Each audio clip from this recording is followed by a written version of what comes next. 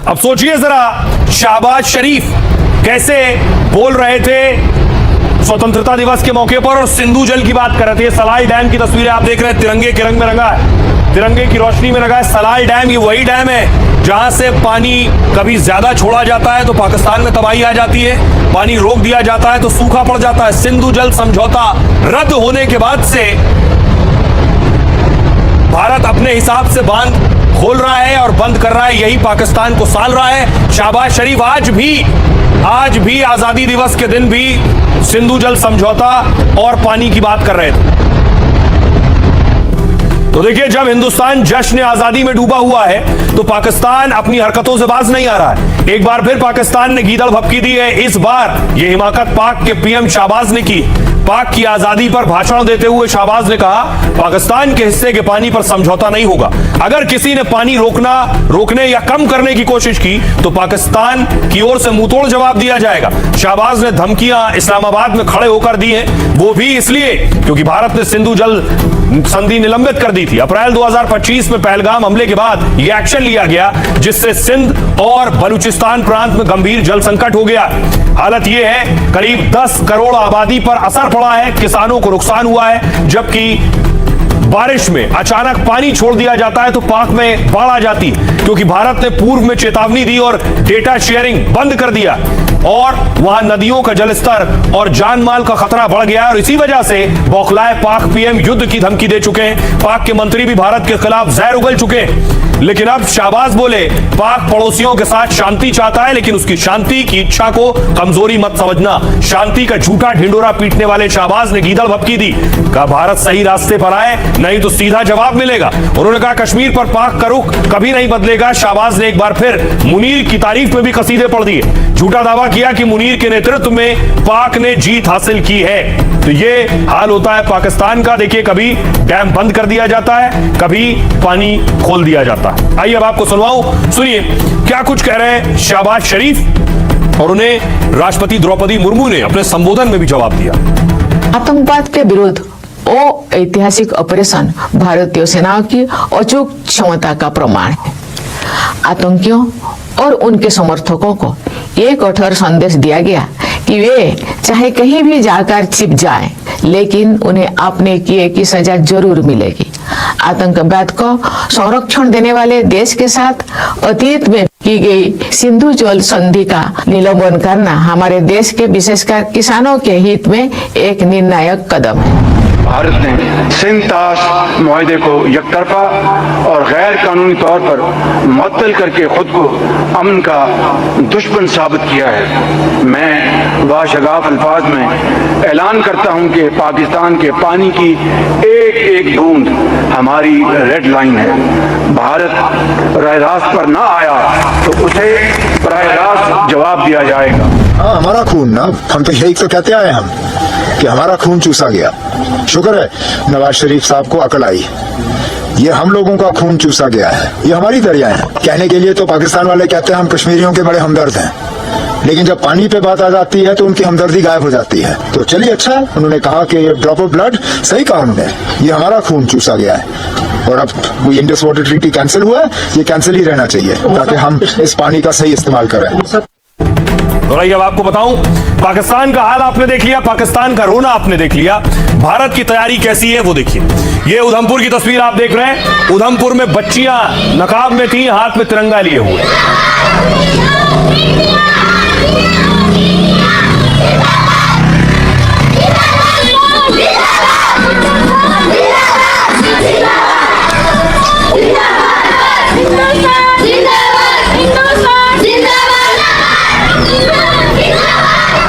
अब दूसरी तरफ आपको बॉर्डर पर लिए चलता हूं। वाघा अटारी बॉर्डर पर भी तैयारी शुरू हुई और कल का दिन बड़ा होता है, दूर दूर से लोग पहुंचते हैं वाघा अटारी पर।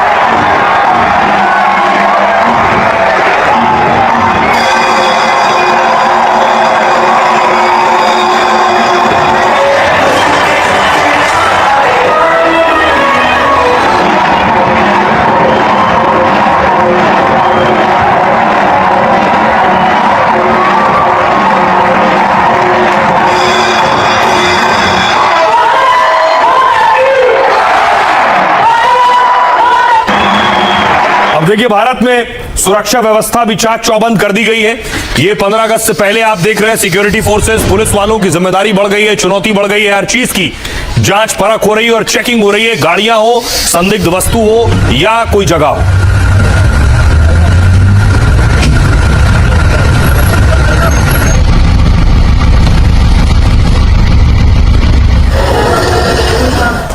अब देखिए, ट्रैफिक पुलिस के लिए भी बड़ी जिम्मेदारी होगी कि रूट डाइवर्ट होंगे, बहुत से रूट बंद किए जाएंगे। ट्रैफिक पुलिस ने भी तिरंगा यात्रा निकाली।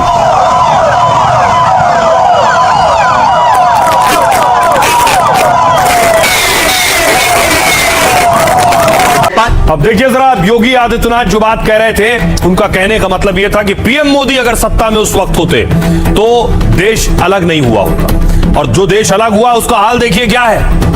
पाकिस्तान में क्या हुआ है? जश्न आजादी में भी पाक में फायरिंग और धमाके होते रहे। आजादी के 8 दशक बाद भी पाक में खून खराबे हो रहे थे, गोलियां चल रही। 13 और 14 अगस्त की रात जश्न आजादी में फायरिंग हुई। कराची में कई जगह जश्न के लिए हवाई फायरिंग हो रही थी। यही फायरिंग पाकिस्तानियों के लिए जानलेवा बन गई। पाकिस्तानी अखबार डॉन के मुताबिक अफसरों ने बताया कि कराची में हुई इस फायरिंग में एक महिला की मौत हो गई है और फायरिंग में 94 लोग घायल हुए, इनमें 17 बच्चे भी शामिल हैं। बलूचिस्तान में देखिए, गृह मंत्री के काफिले पर हमला हो गया।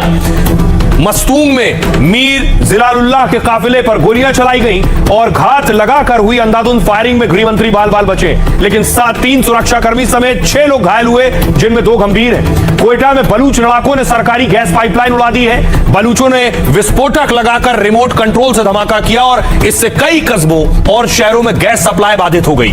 इससे पहले यूनाइटेड बलूच आर्मी के प्रवक्ता ने दावा किया था, कहा था लड़ाकों ने बोलान में पाक सैन्य चेकपोस्ट उड़ा दिया है। इस हमले में 4 सैन्य कर्मियों की मौत हुई है और एक गंभीर है। इसके अलावा देखिए, पाक के कब्जे वाले कश्मीर में भी लगातार विरोध हो रहा है। 14 अगस्त को पीओके में ब्लैक डे मनाया जा रहा है और पाक की आजादी के दिन पाकिस्तान अधिकृत जम्मू कश्मीर में आजादी की डिमांड हो रही है। ज्वाइंट अवामी एक्शन कमेटी के नेता अमान खान ने कहा, पाक सेना और पाकिस्तानी नागरिकों को पाकिस्तान अधिकृत जम्मू कश्मीर छोड़ना होगा। प्रदर्शनकारियों ने मुनीर आर्मी के खिलाफ मोर्चा खोल दिया। कहा, न बिजली का बिल भरेंगे न पानी का पैसा देंगे, क्योंकि इन्हीं पैसों से वो हथियार खरीद कर हम पर जुल्म ढाते हैं।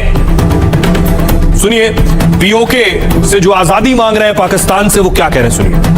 मैं पूछना चाहता हूँ पाकिस्तान के हुक्मरानों से, पाकिस्तान के बदमाश जर्नैलों से पूछना चाहता हूँ कि 8 ताइयां हो गई हैं, 8 ताइयां। तुमने जम्मू कश्मीर से अपनी अफवाज निकालनी थी। कश्मीर के आवाम वो टाइम फ्रेम मांगते हैं, अफवाज कब निकालोगे? टाइम फ्रेम दो कश्मीर में से।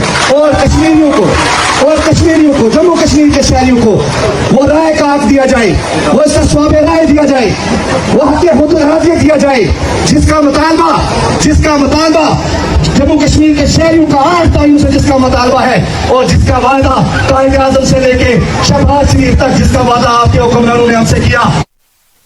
के साथ और पहली बड़ी खबर है, भारत में जश्न आजादी और पाकिस्तान में खून खराबा हो रहा है। भारत में कैसे तैयारी हो रही है उसकी तस्वीर देखिए।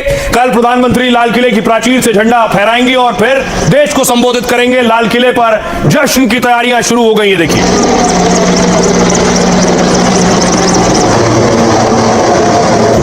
ये बिहार की तस्वीर आप देख रहे हैं, जहां तिरंगा यात्रा निकल रही है। आजादी से एक दिन पहले तैयारी भी का जायजा लिया गया।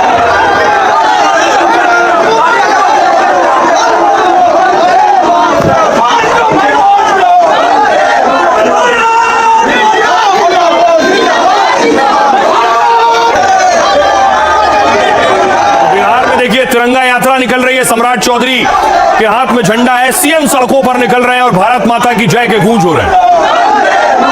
ये तस्वीरें बताती हैं कि 2 देश, एक कहां रह गया और एक कहां पहुंच गया। ये चार मीनार की तस्वीर आप देख रहे हैं हैदराबाद की, जहां तिरंगा यात्रा निकल रही है।